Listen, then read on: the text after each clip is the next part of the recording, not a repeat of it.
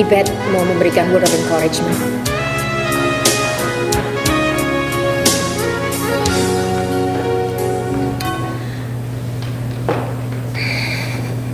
Mengenal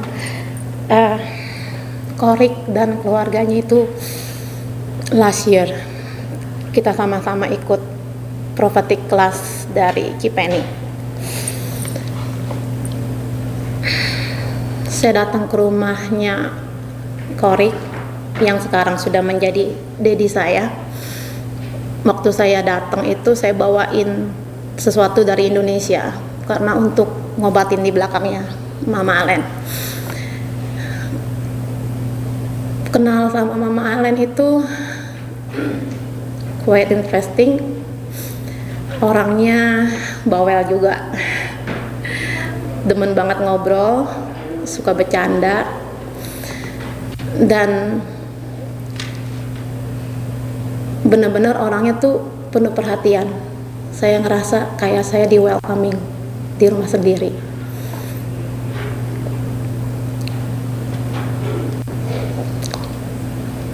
Waktu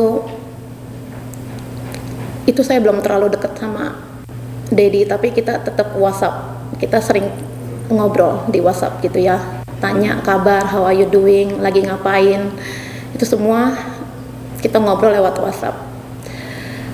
And then saya dengar kabar kalau Mama Allen masuk ke rumah sakit. Saya tetap keep contact with them, tapi saya nggak sempat datang ke rumah sakit karena jadwal kerja saya yang pulang tuh sampai malam, sampai jam 11 malam. Saya nggak sempat ke rumah sakit, tapi saya tetap doain. One day, waktu saya lagi worship Tuhan, Tuhan bilang sama saya, taruh di dalam hati saya, doain untuk Airin. Sebelumnya saya nggak kenal nama Airin siapa. Saya bilang, oke Tuhan, saya doain Airin. Dan waktu itu hari Sabtu, hari Minggunya saya datengin Daddy. Saya tanya, Airin itu siapa? Ada apa? Dan Daddy cerita, oh ternyata ini gitu. Saya tetap doain mereka sampai saya dengar kabar kalau Mama Allen kena lung cancer stage 4.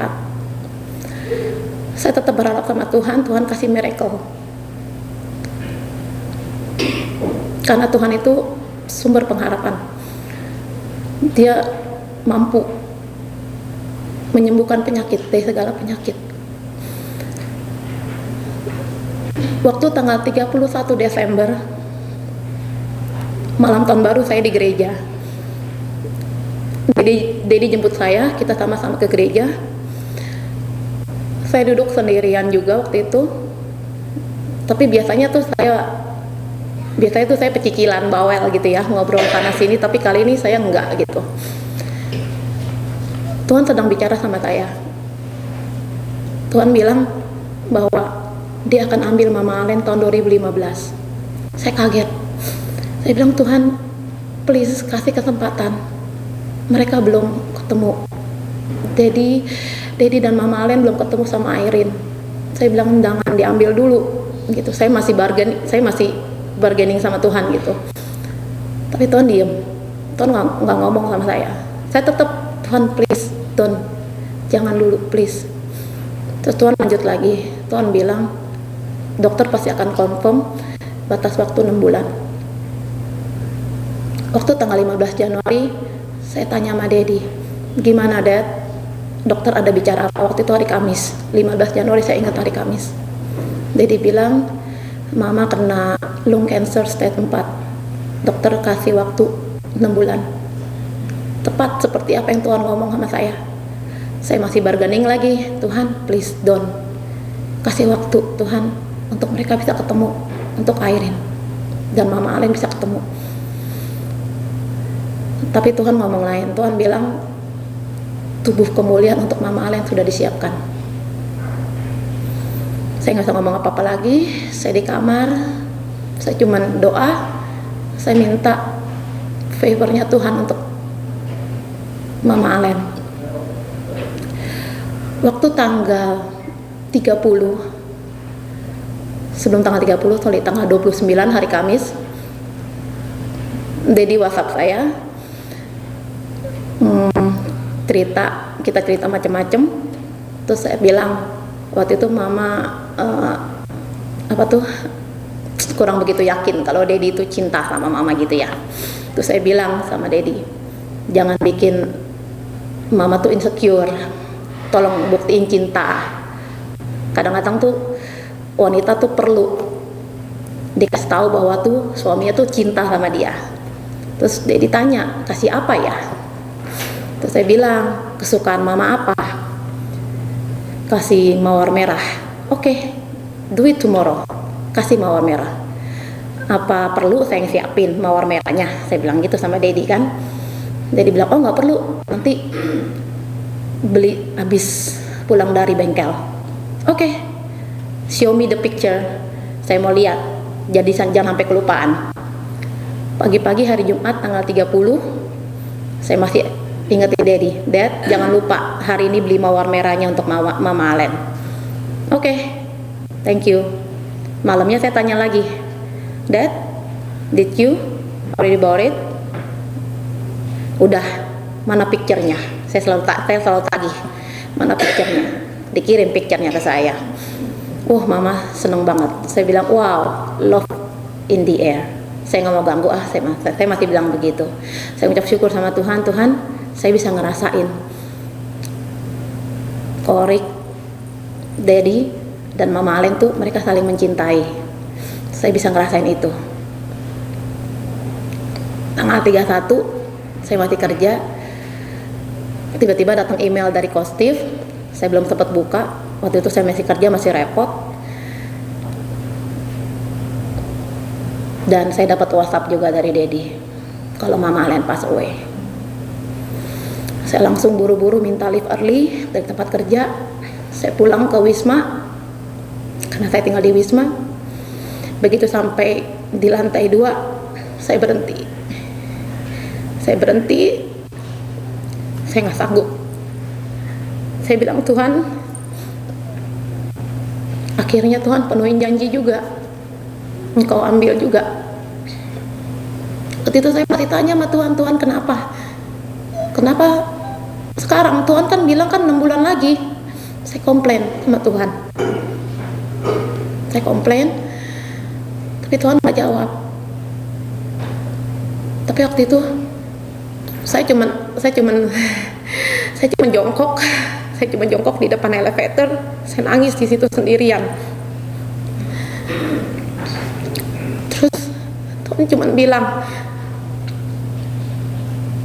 ini adalah papernya Tuhan buat Mama Alen. Saya cuma mengucap syukur. Saya bilang, Tuhan, terima kasih kalau kebaikan Tuhan udah dinyatakan dalam kehidupan Mama Alen. Dia bisa merasakan bahwa suaminya peduli sama dia, sayang sama dia, cinta sama dia sampai detik-detik terakhirnya. Saya mengucap syukur sama Tuhan bahwa apa yang Dedi udah perbuat dalam kehidupan Mama Alen itu sudah diterima semua sama Mama Alen. Nggak ada lagi yang namanya prasangka Dedi begini, Dedi begitu. Waktu itu Tuhan ngomong sama saya, sekarang I need you beli mawar putih. Beli mawar putih 6, sebanyak 6 biji. Saya bilang, buat apa Tuhan?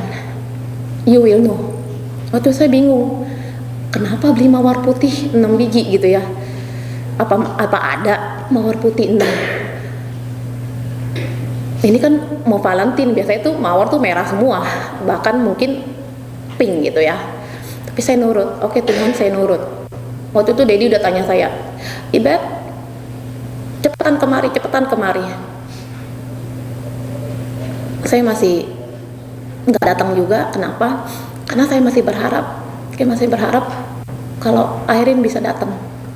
Saya nggak mau ngerusak momen itu. Saya bilang, Tuhan biarin, saya kasih kesempatan Tuhan untuk mereka bisa bertemu.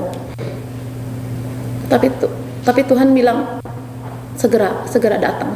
Oke, saya datang, saya bawain mawar putih sebanyak 12, untuk kiri kanan 66. Tuhan ingetin saya bahwa ini mempelainya Tuhan. Mempelainya Tuhan. Mawar putih itu melambangkan kesucian, bride. Tuhan bilang, dia sudah menjadi mempelaiku sekarang. Waktu saya datang ke rumah sakit, saya lihat Mama Alen di rumah sakit. Saya cuma bilang, ada 2 hal yang saya bilang ke dia, yang saya promise ke Tuhan juga. Minta Tuhan untuk bantu cari Airin. Yang kedua, kalau Dedi salah, jangan salahin kalau saya marahin. Itu yang saya bilang sama Mama Alen. Jadi jangan khawatir, karena yang di bumi itu diurus sama yang di bumi. Selebihnya itu urusan Tuhan. Dan saya masih tetap berdoa sampai dengan detik ini untuk mereka bisa bertemu, Airin dan Dedi. Itu aja harapan saya sebagai anaknya. Thank you.